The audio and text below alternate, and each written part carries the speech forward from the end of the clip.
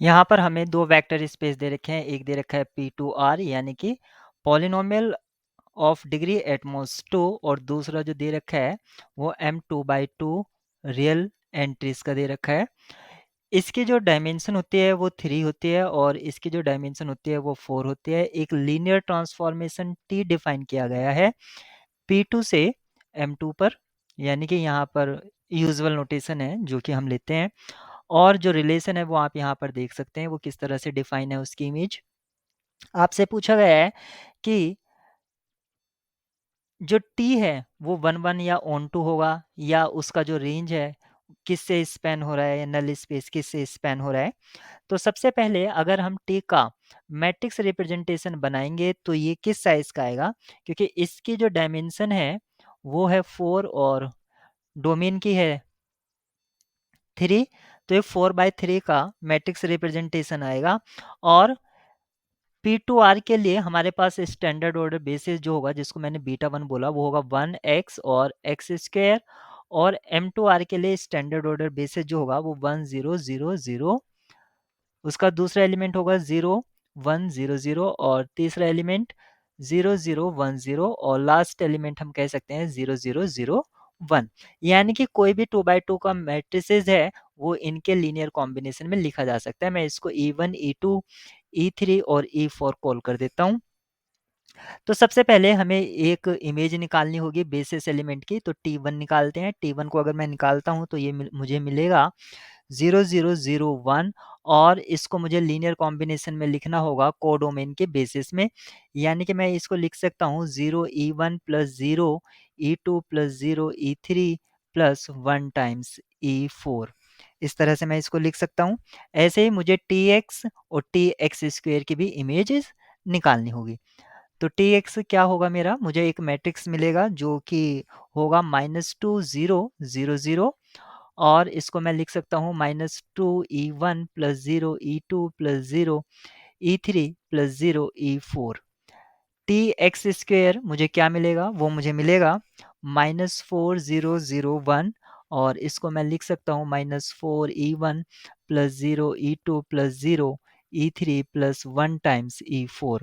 अगर अब हम मैट्रिक्स रिप्रेजेंटेशन लिखते हैं तो हमें मिला, इनको कॉलम वाइज लिख दीजिए 0 0 0 1, सेकेंड कॉलम मिलेगा -2 0 0 1, लास्ट कॉलम मिलेगा -4 0 0 1। आप देख सकते हैं इसका जो साइज है वो 4/3 का है और इसमें 2 0 रोज है तो इनको डिलीट कर लीजिए। तो यहाँ पर आप देख सकते हैं रैंक आपकी 2 है और नलिटी आपकी 1 है, क्योंकि रैंक प्लस नलिटी जो है वो डायमेंशन ऑफ डोमेन के बराबर होती है और डोमेन की डायमेंशन 3 है। यहाँ से नलिटी 0 नहीं है, इसका मतलब है T आपका 1 1 नहीं होगा, नॉट 1 1। और रेंज रेंज जो है वो 2 है, सॉरी रेंज नहीं, हर एक रो में आपको पाइवट पोजीशन नहीं मिलती है, इसका मतलब ये ऑन टू भी नहीं है, नॉट ऑन टू। तो ना तो ये 1 1 है ना ही ये ऑन टू है। अब हमारे पास यहाँ पर 2 ऑप्शन डिस्कार्ड हो गए हैं, एक ये और एक ये। अब हमारे पास सी और डी को चेक करना है तो हम सी को चेक कर लेते हैं, उसको चेक करना आसान है। अगर ये सही हो जाता है तो दूसरा वाला ऑब्वियसली रॉन्ग होगा। तो ये दे रखा है कि नल स्पेस जो है वो स्पेन है x square minus 2x 1 minus x का। यहाँ पर 2 एलिमेंट दे रखे हैं तो हम एक element A0 plus A1x plus A2 x square हम मान लेते हैं कि नल सेट में बिलोंग कर रहा है। अगर ये नल सेट में बिलोंग कर रहा है तो डेफिनेशन क्या होगी कि T और जब हम इसको रखेंगे तो ये 0 देगा, 0 मतलब करेक्ट साइज का 0।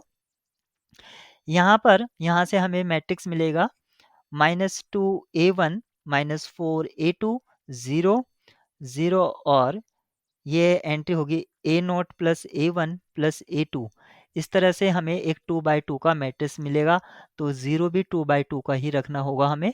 यहाँ से हमें बाय कंपैरिजन ऑफ 2 मैट्रिसेस हम लिख सकते हैं -2 times A1 -4 A2 equals to 0। यहाँ से हमें मिलता है A1 इक्वल्स टू -2 A2 और जो दूसरा है वहाँ से मिलेगा A0 plus A1 plus A2 equals to 0 और इस इक्वेशन से मैं लिख सकता हूँ A1 equals to 2A2 minus A2 equals to A2। यानी कि जो मेरा एलिमेंट है, जो मैंने लिया था A not plus A1 x plus A2 x square, मैं उसको लिख सकता हूँ A not plus minus 2 A2 x plus A2 x square, यानी कि इसको मैं लिख सकता हूँ A नॉट प्लस, अगर A2 मैं कॉमन ले लेता हूँ तो मैं लिख सकता हूँ minus 2x plus x square.